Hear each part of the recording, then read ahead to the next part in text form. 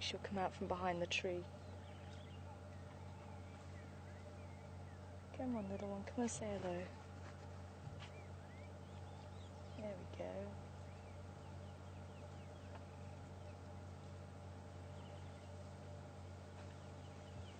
I think this might be the same herd that we saw yesterday. Oh, now I can see the tusks. So it does have the beginnings of its second set of tusks. Because they do have milk tusks, they shed after about a year old.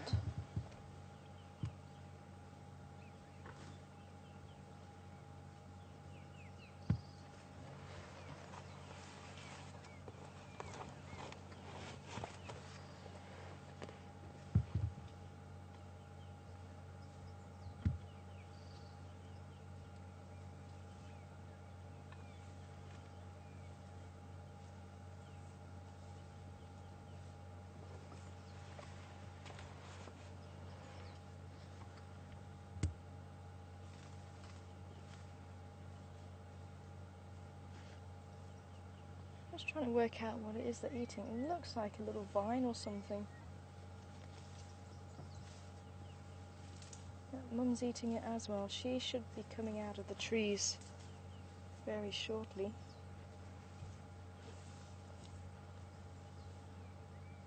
But yeah, that youngster's probably about 5, 6 years old, something like that. Hello, beautiful lady. And you might see that little bird flying around her. That's a fork-tailed drongo. Yeah, you're beautiful.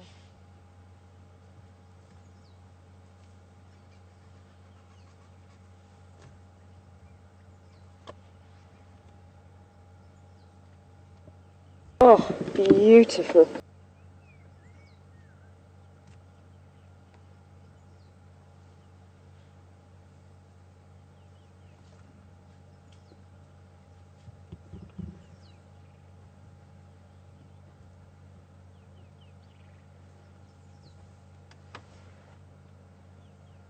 Oh, it looks like she's trying to dig up a root. She's actually a little bit close. I don't really want to turn on the vehicle and spook her. Are we able maybe just to turn the camera around just so we can actually see her? I can't because it's too far. far. Is it? Ah, okay. A little bit too far. Yeah. Well, maybe if I can roll forward a little bit. Nope. Let me just see if I do change her behaviour by turning on.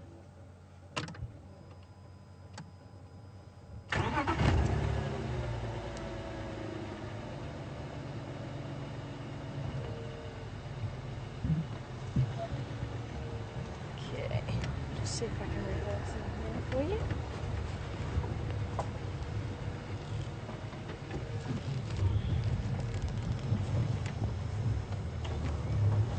Turn her head, yes, alright baby, I know. A little bit further away from her now.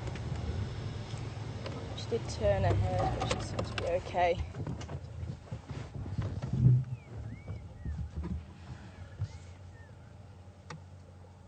Got funny looking tusks. One of them's at a slight angle. I wonder if she's going to go back to digging up a root. She was just using her foot and actually just kicking up the dirt. There's still quite a lot of green vegetation around, so it's quite surprising that she is digging up a root, but maybe it's quite a nice succulent root. Because they tend to do that more in the winter time when all the nutrients are locked up in the roots of the bushes and the trees.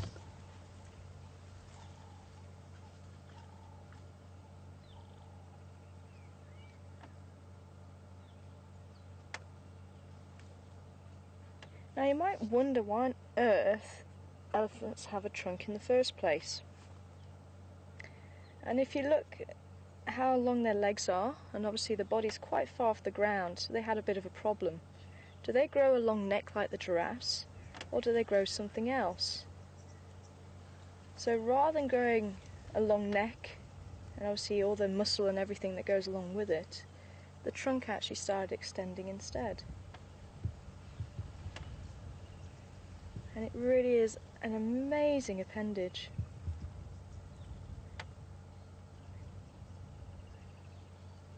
And say they actually have about 8 muscles in that trunk, and it's divided up into about 149,000 fascicles, so they can bend it this way and that way, forward and backwards, and you can see them rolling it up.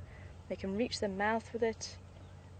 And it is a bit of a myth, they can't actually drink water all the way through the trunk. What they'll do is they suck up the water into the trunk and then squirt it into the mouth. But it's not like a straw, they can't use the trunk like that. And I'm hoping that maybe this afternoon we have Gabby and Cruz on board with their Grandma Penny, and I'm hoping you're seeing the elephants and enjoying them. I do believe they might be watching from Grandma's house and Opa Bobby.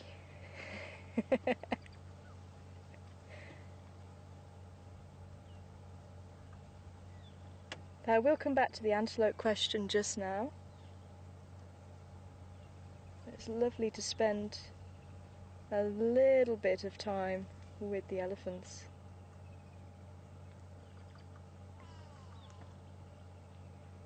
Hi Valerie from Pennsylvania, good to have you on board with us this afternoon.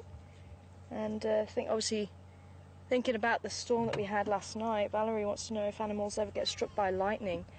And sadly they do. I remember on the reserve I used to work at, we had a huge storm, and out on the upper plains we did find a number of impala that had been struck by lightning. It was quite unusual. I think there was about 5 that we found. So they do get struck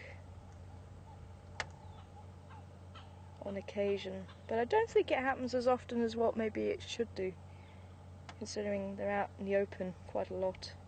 I'll say I've actually seen lions sitting out in a thunderstorm, and I thought, you know, they wouldn't like the bangs and crashes that go on, you know, like your pet dogs, especially at home. But no, they were quite happy. They're obviously used to it and grew up with it. And it was a long time before they decided to move and take shelter.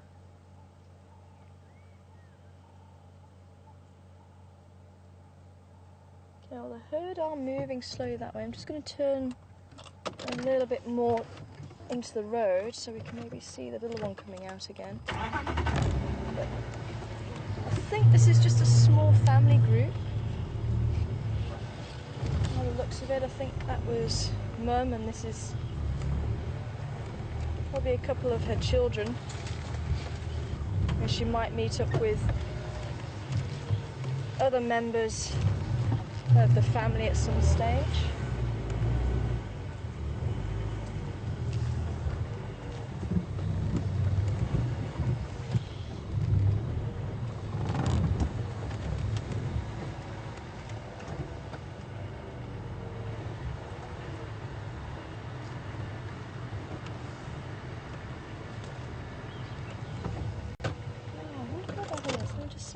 Have another look. Ah, okay. She's got some acacia in her mouth. That can't be tasty.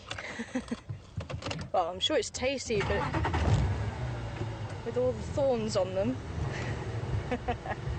And elephants will quite often take a lollipop with them. We'll take a stick or a branch and they'll just chew it as they go and chew the bark of it, and they'll roll it around in the mouth and use the trunk to roll it around in the mouth as they go, and then once they've stripped all the bark off it, they'll just drop it to one side. It looks like we're looking for Maruda fruits now.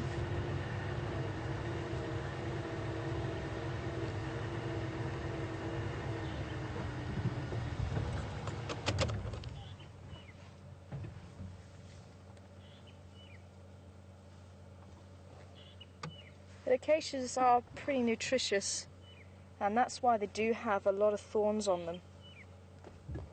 So it's to try and protect it from animals eating them, but as you can see, it doesn't always stop them.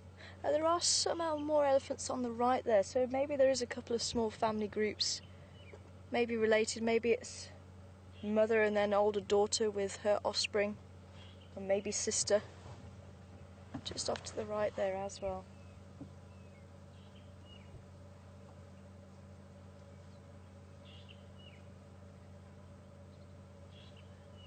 Very peaceful.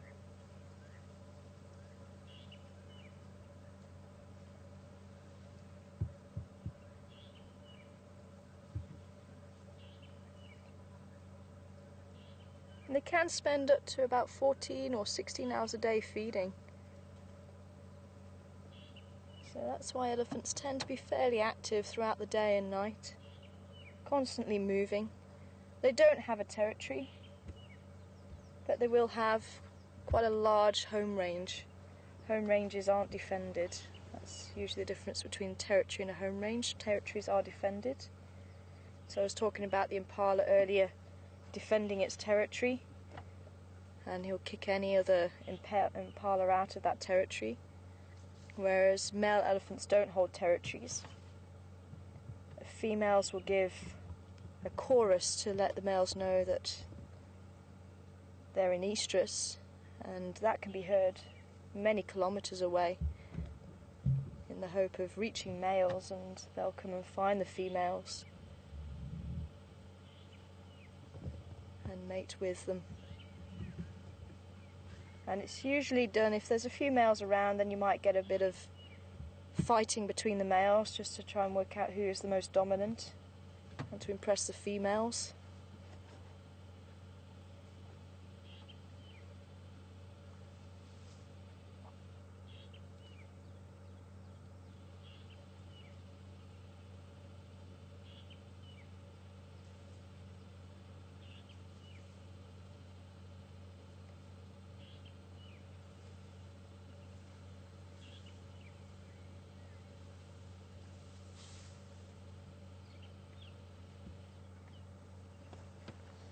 Just going to see if I can move on a little bit again.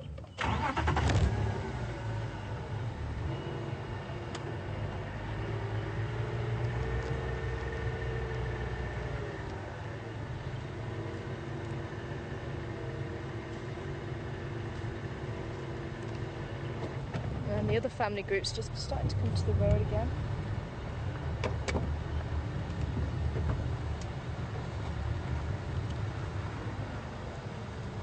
Slaan vi even blå for lemons cut prime.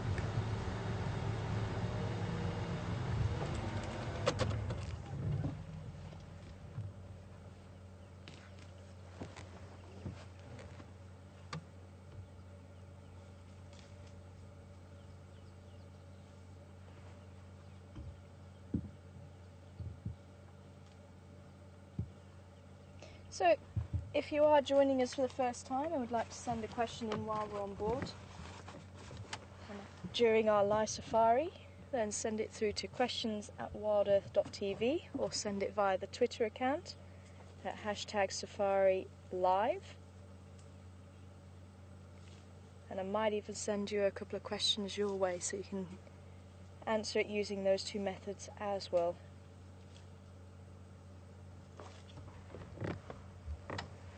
Go ahead.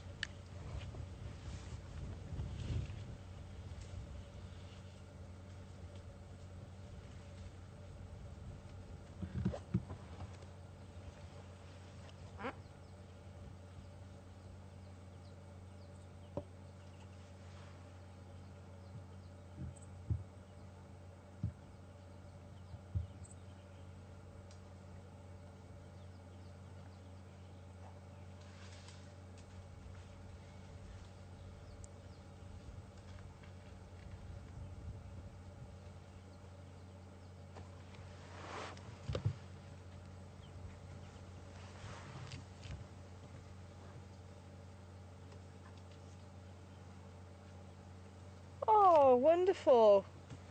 Good afternoon to you, Miss Jacobs from Illinois, and your class this afternoon. Great to hear that you're still with us.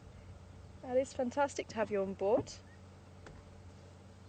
And the class would like to know if we get scared being that close to animals. And occasionally your heart does jump into your mouth, depending on how the animals are reacting. But what we try and do is we try and predict where the animals are going, and we put ourselves fairly close to their pathway, so it's up to them if they want to come to us, and it's on their terms to come to us. And if that's the case, they're usually a lot more relaxed than if you try and go to them. It's like if you try and go up to a dog and you try and pat it and you haven't greeted it yet, and the dog might get upset. And it's the same sort of thing. Or if someone comes up to you and just goes right into your face, you think, oh, I don't like that. And it's exactly the same with the animals. So they might just react and say, you know what, I don't like that. And they might get a bit grumpy with you. But if we try and put ourselves where they're walking, and they think, okay, cool, you're there, I'm here, I actually don't mind you. And then it's on their terms that they come up to you. And they're usually a lot more relaxed, so a lot less scary. And that's what happened with the lion this morning. It was on his terms. He came walking right past us. He was close enough I could put my hand out to touch him. But it was on his terms. There's Mama and baby again.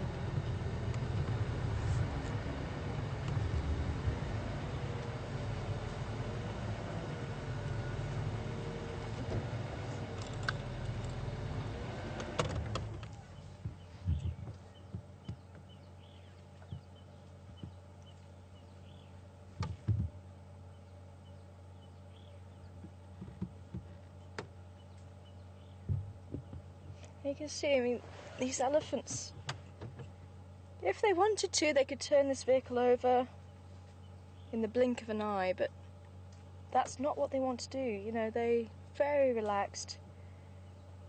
And when things do happen like that, which are very rare, but there could be something that you just don't know. There could have been a run-up to that situation. And the animals are just like humans. You know, they have their good days, they have their bad days, and maybe some days they don't want to be anywhere near people. Maybe they don't want to be anywhere near a vehicle.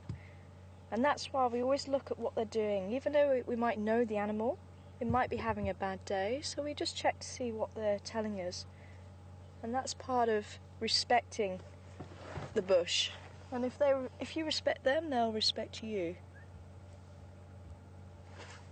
So just like if you were meeting a new dog, you put your hand out to his nose to greet him so he can sniff and see who you are, and then he'll be okay with you patting him.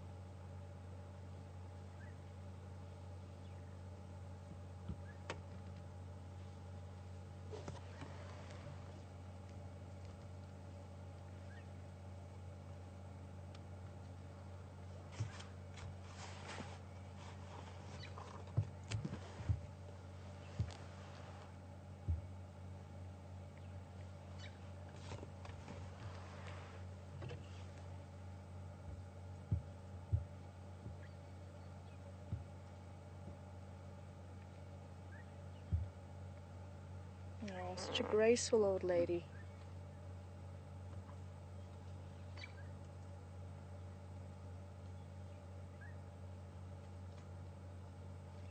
Very cool. Well, they are starting to move off into the thicker part of the bush.